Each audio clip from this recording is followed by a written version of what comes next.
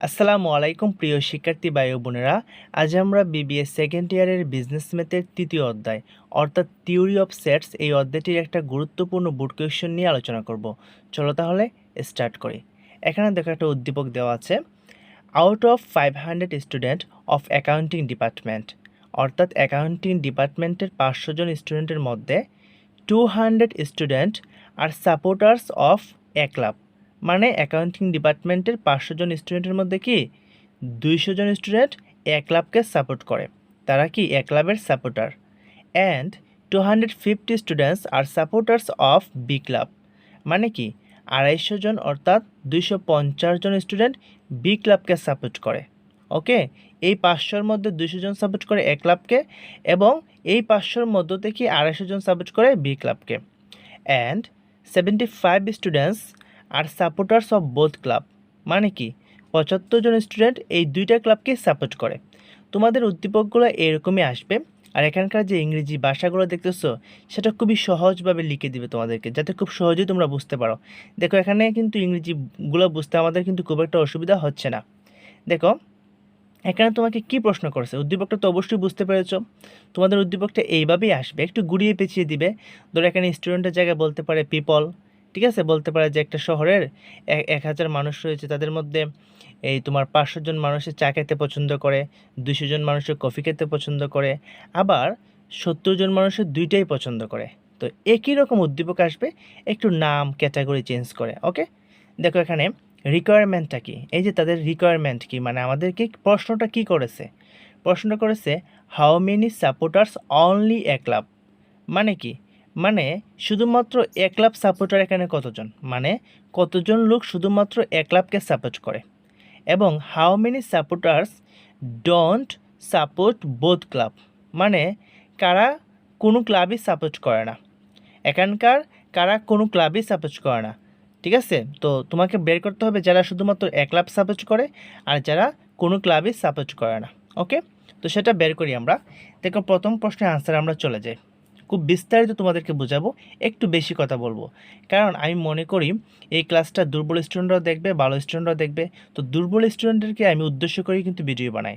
ওকে, দেখো 1 number, how many supporters only a club, সেটা লেখার আগে তোমাদেরকে একটা বিষয় লিখতে হবে। সলিউশনটা আমরা শুরু করে দিই, ঠিক আছে, আমরা সলিউশনটা শুরু করে দিই।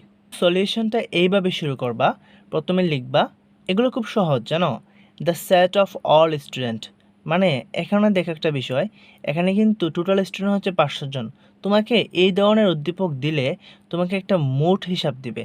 যদি এখানে কোনো এলাকার মানুষের কথা বলে সে এলাকার মানুষের মোট হিসাব দিবে, বা কোনো স্টুডেন্টের কথা বলে, একটা কলেজের বিভিন্ন স্টুডেন্টের কথা বলে, তো টোটাল স্টুডেন্টের একটা হিসাব তোমাকে দিবে। ঠিক আছে, যদি দেয় দেয় বেশিরভাগ, যদি দেয় তাহলে তুমি কি করবা, লিখবা the set of all student, all স্টুডেন্টকে তুমি প্রকাশ করবা ইউ দ্বারা।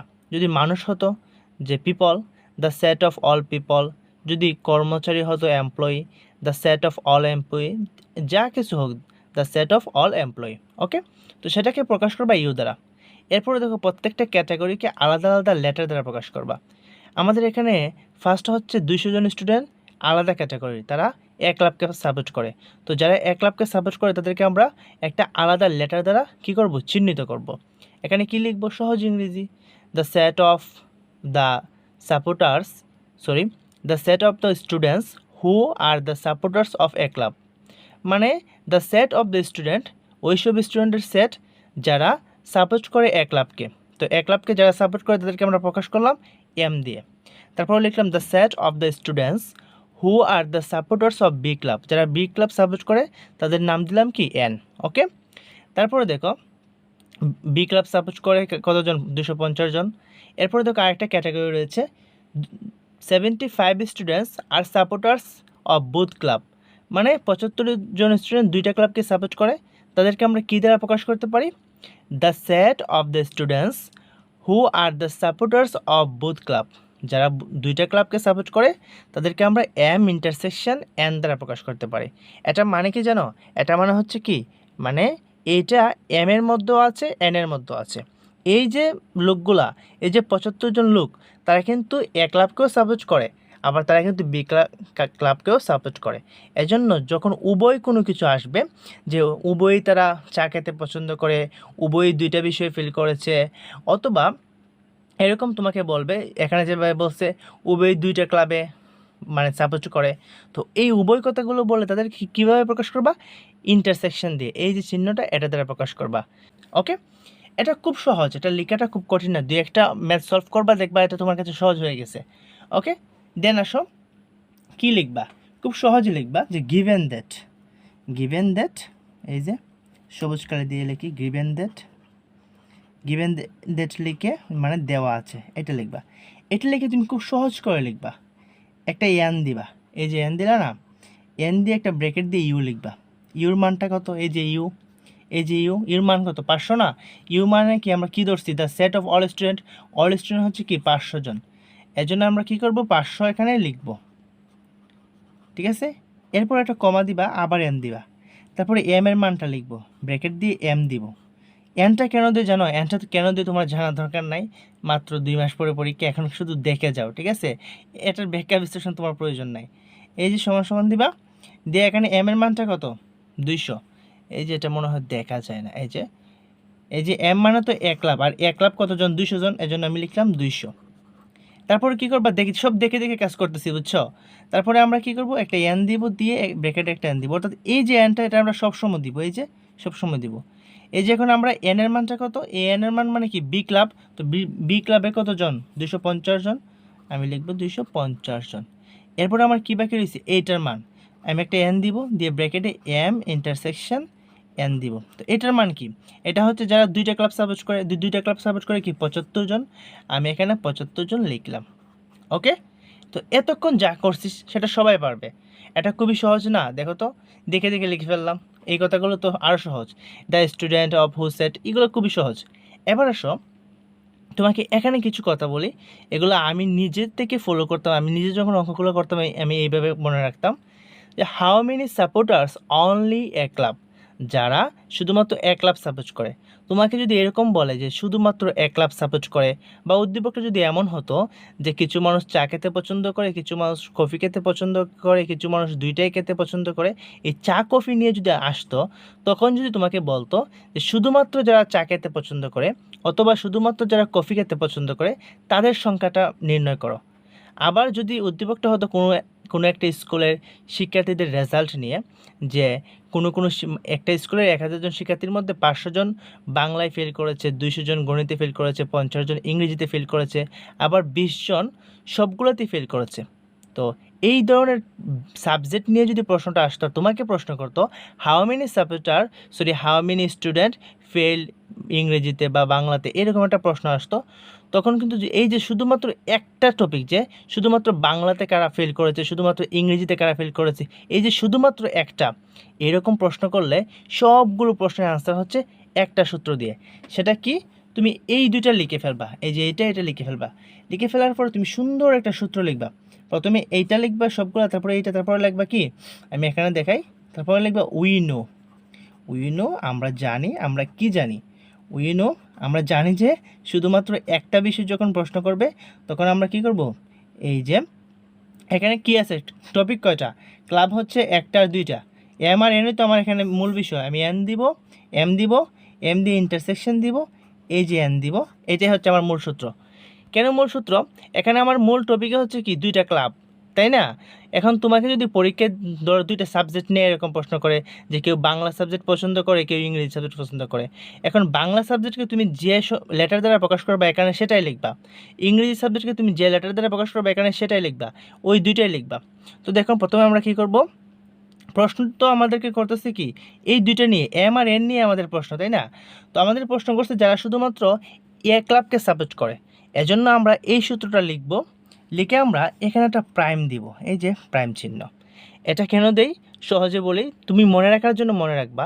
তোমাকে তো প্রশ্ন করছে কারা শুধুমাত্র এক ক্লাব সাপোর্ট করে, তো যারা শুধুমাত্র এক ক্লাব সাপোর্ট করে অর্থাৎ যারা এম ক্লাবকে সাপোর্ট করে, এম মানে তো তো যারা শুধুমাত্র এম ক্লাব সাপোর্ট করে তাদেরকে বের করতা, এজন্য শুধুমাত্র এইটা যেহেতু বের করতা, এইটার উপর একটা প্রাইম দিবা।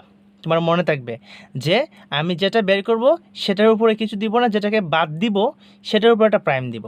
ওকে, এই যে প্রাইমটা দিলাম। এবার তোমার কাজ কি, খুব সহজ। এই যে তুমি কি করবা, একটা এন দিবা, দিয়ে এই যে তোমার এই এমটা প্রথমেটা তুমি এখানে বসিয়ে দিবা হুবহু, কারণ এটাই তোমার মূল ক্লাব। তুমি এটা নিয়ে তোমাকে প্রশ্ন করছি, এম ক্লাব মানে তো এ, যেহেতু আমরা এটাকে এম দিয়ে প্রকাশ করছি, মাইনাস দিবা, দিয়ে তুমি কি করবা, এন দিবা, দিয়ে এম ইন্টারসেকশন এন এটা দিয়ে দিবা, শেষ। এবার দেখো এম এর মানটা কত, 200 না, তুমি 200 এখানে বসিয়ে দিবা। আর এই যে এন কিন্তু কিছু না, এই যে এম ইন্টারসেকশন এন এর মান কি, এই যে 75, 75 এখানে বসাই দিবা। এই যে তোমার কিন্তু এটা সূত্র, ঠিক আছে, এই সূত্র সমান সমান কিন্তু এইটা, ঠিক আছে। আর এখান থেকে কিন্তু আমি এম এর মান বসিয়ে দিয়েছি, আর এম ইন্টারসেকশন এন এর মানটা এখান থেকে বসিয়ে দিয়েছি। এই যে এম এর মান হচ্ছে, এই যে এটার মান হচ্ছে 200, আর এইটার মান কত, এই যে দেখো এটার মান হচ্ছে 75, তো 200 থেকে 75 বিয়োগ করলে কত হয়, 125। তো তোমার কি অনলি 1 লাখ সাপোর্ট করে 125 জনে, ঠিক আছে। তো তোমাকে এখানে আমি কিছু কথা বলি, যে যে অনেকে প্রশ্ন করতে পারো যে ভাইয়া এই যে এখানে লেখা আছে 200 জন স্টুডেন্টে সাপোর্ট করে 1 লাখ, এটা আমার পক্ষ থেকে কিছু এক্সট্রা কথা, তোমাদের বুঝতে সুবিধা হবে আর অনেক কিছু।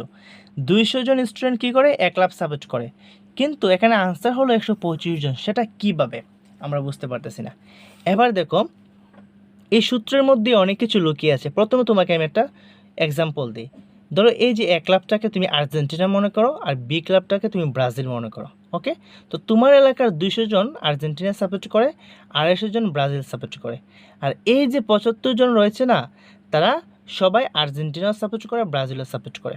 এবার দেখো আর্জেন্টিনার সাপোর্টাররা যখন তাদের সাপোর্টার একটা লিস্ট করলো, এই 75 জনকে কিন্তু সাথে নিয়েই লিস্ট করলো।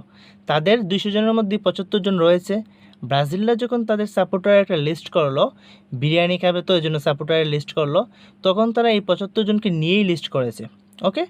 এবার আর্জেন্টিনার সাপোর্টারের এই যে 200 জন রয়েছে, তাদের মধ্যে কিন্তু এই 75 জন রয়েছে, তারা কিন্তু ব্রাজিলও সাপোর্ট করে, ঠিক আছে। আবার ব্রাজিলের মধ্যে কিন্তু তারা এই ব্রাজিল সাপোর্টাররা কিন্তু এই 75 জনকে তাদের লিস্টে রেখেছে, কিন্তু তারা শুধুমাত্র ব্রাজিল সাপোর্ট করে না, তারা আর্জেন্টিনাও সাপোর্ট করে।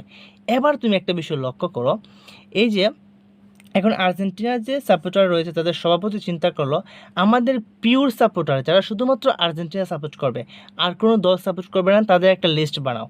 তখন তারা কি করবে, তাদের এই 200 জন থেকে কাদেরকে বাদ দিবে বলো তো, তাদের এই 200 জন থেকে ওই 75 জনকে বাদ দিবে, যেই 75 জন তাদেরকেও সাপোর্ট করে, আবার ব্রাজিলকেও সাপোর্ট করে, তাদেরকে শুধু বাদ দিবে।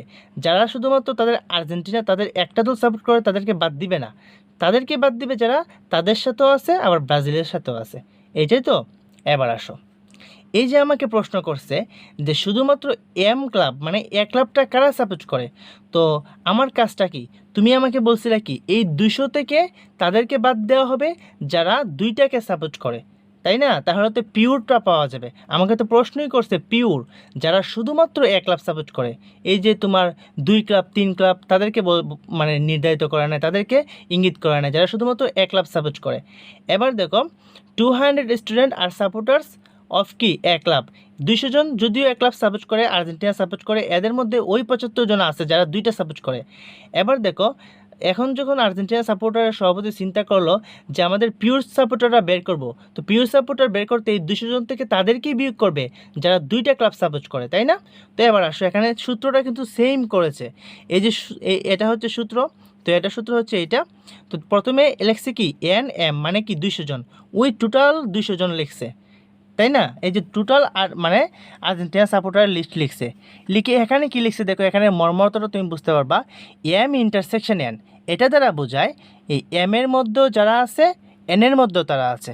তো এম এর মধ্যে এন এর মধ্যে কারা আছে, এই যে 75 জন আছে আমি লিখছি, তো এই যে উভয়জন মানে উভয় ক্লাব সাপোর্ট করে এই 75 জন, এটা দ্বারা প্রকাশ করে যারা এম এর মধ্যে আছে এন এর মধ্যে আছে, এদের সংখ্যা হচ্ছে 75, এর জন্য 75দেরকে বাদ দিয়ে দেওয়া হয়েছে, এবং টোটাল পিওর আর্জেন্টিনা অর্থাৎ 1 ক্লাব সাপোর্টার হচ্ছে কি 125।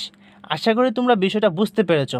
তো তোমরা কি করবা, পরীক্ষার হলে একটু ভেবেচিন্তে আনসার দিবা। এগুলোতে অনেকেই ভুল করে, কেন ভুল করে জানো, অনেকের মনে করো সূত্র মনে থাকে না। তো সূত্র তোমার মনে থাকার কিসের প্রয়োজন, তুমি নিজে থেকে একটু কল্পনা করবা। আমি এরকমটা করতাম, আমি কি করতাম, এই যে যখন তারা এভাবে বলতো যে 200 জন স্টুডেন্ট এ ক্লাব সাপোর্ট করে, 250 জন বি ক্লাব সাপোর্ট করে এবং 75 জন দুইটাই সাপোর্ট করে, তখন আমি চিন্তা করলাম এই যে 75 না, এই 75 তো আমার এ ক্লাবের মধ্যেও আছে।